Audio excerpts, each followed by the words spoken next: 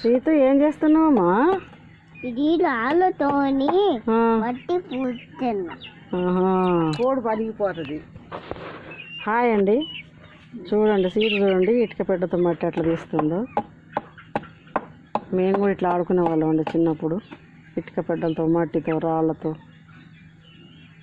ఇట్లా ఆడుకునే వాళ్ళం. సన్నాయి కుప్పలని గోడల మీద కుప్పలు పోసేవాళ్ళం మట్టి తీసుకెళ్ళి. ఇప్పుడు దొంగ వచ్చి ఆ కుప్పలు చెడిపేవాడు.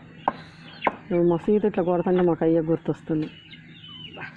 ఇట్లా పళ్ళపొడి ఇట్లా తీసి పళ్ళపొడి చేసేవాళ్ళం. పొడి ఇటుక పొడి పళ్ళు తోనుకునేవాళ్ళం. అయినా బాగుండేటి అప్పుడు.